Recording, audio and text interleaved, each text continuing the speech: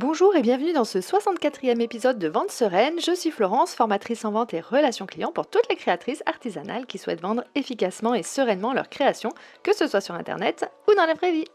Alors aujourd'hui, nous allons parler d'une chose précieuse, hein. On va rentrer dans le vif du sujet tout de suite. On va parler de ton énergie. Et on sait toutes que l'énergie, il en faut quand on est créatrice et qu'on veut vendre ses jolies créations. Entre la création, la communication, la visibilité, la vente, les commandes, l'administratif et j'en passe. Tu as l'impression de te donner à fond et pourtant les ventes ne suivent peut-être pas, malgré ton talent et ton investissement. Alors quelquefois, même s'il y a beaucoup de paramètres à prendre en compte, bien sûr, le vrai problème peut survenir et vient du fait de savoir où tu mets ton énergie, dans quoi, dans quelles actions, dans quelles tâches, parce qu'en réalité, ton énergie est ton capital le plus précieux. Et comme un compte en banque, eh ben, si tu la disperses un peu partout, eh bien, elles font comme neige au soleil et les résultats vont stagner. Alors essayons de repérer ce qui pompe ton énergie, ce qui t'empêche de vendre et surtout comment la recentrer là où ça compte vraiment pour que ton activité décolle enfin sans t'épuiser. Alors pourquoi on gaspille autant notre énergie même quand on veut réussir? Eh bien c'est simple, on se disperse et on s'épuise sur des choses qui ne font pas avancer nos ventes. Je m'inclus dedans, hein, car moi aussi il m'est arrivé et il m'arrive encore bien sûr malheureusement de mettre mon énergie pour des choses finalement insignifiantes et qui ne vont rien changer à mes ventes. Et donc on gaspille notre temps et notre énergie dans des tâches hyper chronophages et peu rentables qu'on fait soit par habitude ou par peur. Alors par exemple, faire 150 photos d'une création pour finalement n'en sélectionner qu'une et vouloir en plus la retoucher pendant des heures. Moi, je fais pareil, ça m'est déjà arrivé de faire pareil quand je fais mes visuels que vous voyez sur Instagram, de toucher, retoucher, etc. Et ce qui ne sert strictement à rien. Tu as passé 1 heure pour faire un post, ça c'est tout simplement pas possible. Donc il va falloir trouver d'autres moyens de s'organiser et d'être plus productive. Donc ça, c'est une perte de temps et d'énergie, surtout qu'il y a des astuces donc pour faire de jolies photos sans retouche ou très peu, ou de faire des posts et d'en avoir aussi plusieurs sous le coude pour différents posts justement, et c'est une histoire d'organisation. Ou refaire son logo une 15e fois à chaque trimestre parce qu'on a envie de changement, et bien là encore on perd du temps, de l'énergie, cela ne rapporte pas plus de ventes, hein, ça rapporte strictement rien. Alors bien sûr que les photos et le logo sont importants, bien sûr, hein, ils donnent une belle image de ton univers et à l'ère des réseaux et de l'image, on ne peut pas passer au travers. J'en parle d'ailleurs largement dans ma formation Vente Sereine 360 degrés, mais y passer des heures et des jours et des nuits avant même d'avoir des ventes, ça ne rapporte forcément pas d'argent si personne ne les voit. Avant de passer des heures à les peaufiner, il est nécessaire de se concentrer plutôt sur ce qui attire les potentielles clientes et faire connaître tes créations. Alors, certaines personnes perdent également beaucoup de temps à organiser chaque détail, classer des fichiers, créer des tableaux, prendre tous les outils à la mode pour optimiser leur organisation, tels que Notion, Trello et compagnie. Mais en réalité, ça ne fait pas rentrer d'argent ni développer ton entreprise, encore une fois. C'est juste rassurant car on a l'impression de travailler sérieusement d'avance, hein, de maîtriser quelque chose. Psychologiquement, ça fait du bien, même si l'organisation est importante, elle aussi, voire même essentielle quand on a une entreprise, elle peut être vraiment simplifiée, surtout pour pouvoir consacrer son temps aux choses qui en valent la peine. La création déjà, puisque c'est ton cœur de métier, et surtout pour consacrer ton énergie sur les choses concrètes, comme bien montrer tes créations, parler à tes clientes et tester ce qui fonctionne vraiment. Et bien sûr, avoir de la visibilité et la communication qui va être le cœur finalement de ton métier quand on veut vendre des choses. Donc garder ton énergie pour ce qui fait réellement avancer ton activité est plus efficace que te rassurer avec des tâches administratives à n'en plus finir et des applis sophistiquées. Sans compter que c'est un surcoût, hein, dans certains cas, qui n'est pas nécessaire et surtout quand on débute.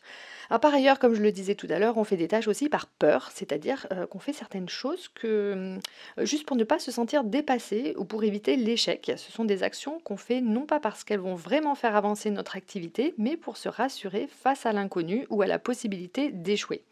Typiquement, une de ces actions est celle de vouloir publier partout sur tous les réseaux, même là où tu n'as pas de public, juste au cas où quelqu'un te remarquerait.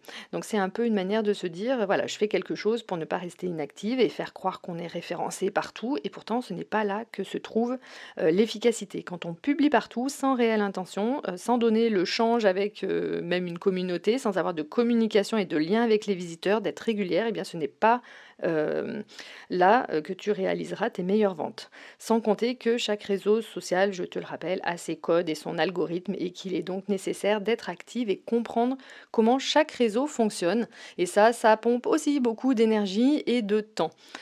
Autre exemple de perte d'énergie, peaufiner par exemple un emballage avant même d'avoir vendu une seule création.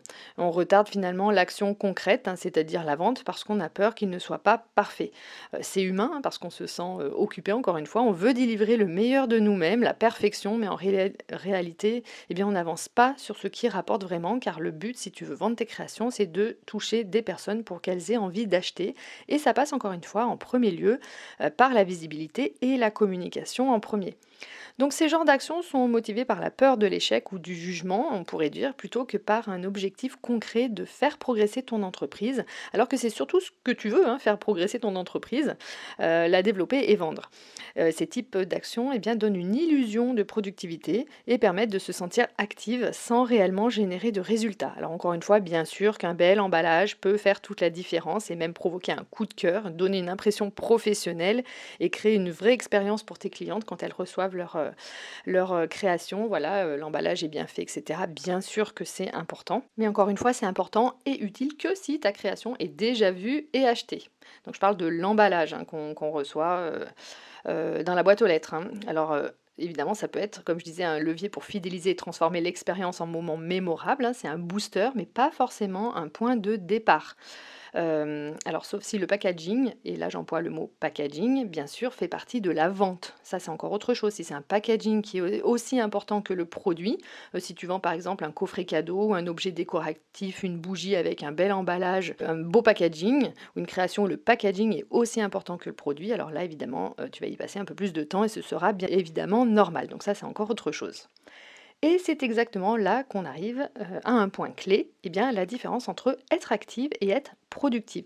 Parce que oui, tu peux passer des journées à cocher des cases, répondre à des mails, organiser des fichiers, peaufiner tes emballages, et pourtant ne pas avancer d'un millimètre vers plus de ventes. Être active, c'est remplir ton emploi du temps avec plein de petites tâches ou de grosses tâches, comme par exemple réorganiser ton atelier pour la 5e fois ce mois-ci, changer les couleurs de ton site, regarder 12 tutos sur une technique que tu n'utiliseras pas tout de suite, voire jamais.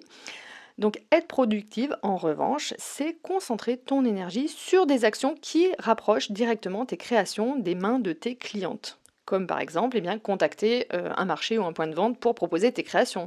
Ça, c'est une tâche qui est concrète. Lancer une série de publications qui montrent tes produits ou un appel clair à acheter ou organiser justement toute cette série de publications et l'anticiper avant, de la créer avant pour anticiper ton travail. Répondre rapidement à une cliente intéressée pour conclure une vente par exemple. Voilà, donc la vraie question à te poser chaque jour, c'est est-ce que ce que je fais maintenant peut directement ou indirectement générer une vente? Si la réponse est non, mets cette tâche en pause et passe à ce qui compte vraiment. Donc on en vient à où mettre ton énergie en priorité. Donc je vais te donner 3 grands axes où tu peux placer tes efforts pour un maximum d'impact. Déjà, montrer tes créations. Ça paraît tout bête, mais je t'assure que ce n'est pas si évident que ça pour tout le monde. Beaucoup de créatrices pensent que les gens savent qu'elles créent, mais en réalité, non. Ce n'est pas parce que tu as fait un post sur les réseaux une fois avec ta présentation que les gens savent ce que tu crées exactement. Et peut-être ne l'ont-ils pas vu ou pris la peine de le lire ce post. Et il faut que ce que tu crées saute aux yeux. Parfois, les créations sont mal mises en valeur, photos sombres, floues ou prises à la va-vite, trop chargées ou aucun contexte, sans explication ou storytelling, ou même sans photo de couverture. Quelquefois, on voit sur Instagram des bouts de réel, mais on ne sait pas ce que c'est. Donc, quand on regarde ton feed, finalement, on ne comprend pas ce que tu fais parce que les photos ne sont pas explicites. Et ce n'est pas uniquement une question de réseaux sociaux non plus. En boutique, les créations sont parfois mal présentées. Sur un marché, c'est pareil. Elles peuvent être noyées parmi plein d'autres créations, pas mises en valeur. Sur un site internet, elles sont perdues dans un catalogue sans saveur. Enfin voilà, tout ça, ce sont également des choses que je t'apprends dans la formation Vente sereine 360 degrés. Montrer ton produit, c'est lui donner toutes ses chances parce que si la cliente ne le voit pas ou qu'il ne l'attire pas, elle ne l'achètera jamais. Deuxième point, où placer tes efforts? Eh bien, aller vers les clients, les clientes. Beaucoup de créatrices attendent que les ventes tombent toutes seules parce qu'elles les ont mis en ligne sur Etsy ou sur un stand ou sur Instagram, etc. Comme si le simple fait d'avoir un produit suffisait. Sauf que la réalité de la vente n'est pas celle-ci. Et si tu ne vas pas vers tes clientes, c'est comme avoir une boutique invisible au fond d'une ruelle. Aller vers tes clientes, ça veut dire leur parler directement, que ce soit en ligne ou en vrai, créer des occasions de montrer tes créations là où tes clientes se trouvent déjà, envoyer un message à une cliente qui avait montré par exemple de l'intérêt, voire participer à un événement ciblé plutôt que d'espérer que le bouche à oreille fasse le travail sans que tu lèves le petit doigt. Donc parler en MP aussi avec les personnes qui te montrent un intérêt sur les réseaux, ce n'est pas harceler ou forcer la main, c'est mettre tes créations sous leurs yeux avec bienveillance et régularité. Parce qu'une cliente ne veut pas acheter ce qu'elle ne connaît pas. Et bien sûr, sans importuner celles qui ne sont pas intéressées. Une cliente doit avoir la liberté de dire non sans se sentir sollicitée en permanence. Et ça, c'est super important.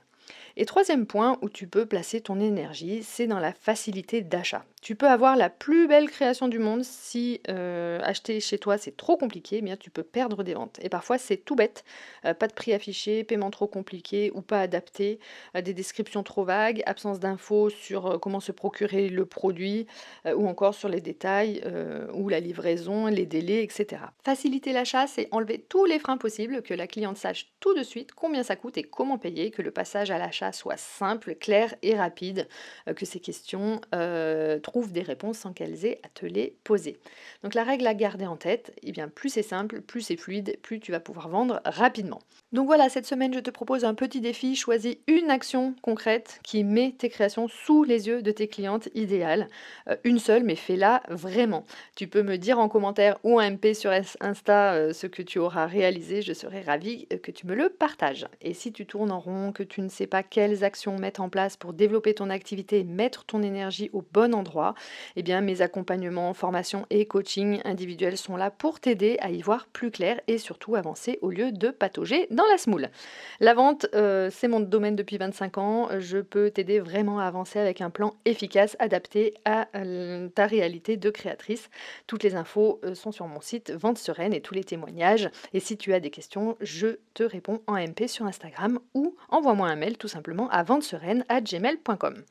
Et si cet épisode t'a inspiré ou aidé, pense à le partager sur les réseaux, mettre un petit like, à laisser un commentaire, c'est le meilleur moyen de soutenir ce podcast et de me permettre de continuer à t'apporter aussi du contenu gratuit, motivant et utile. Voilà, je te remercie d'avoir été là aujourd'hui et on se retrouve par ici la prochaine fois pour un nouvel épisode. À bientôt!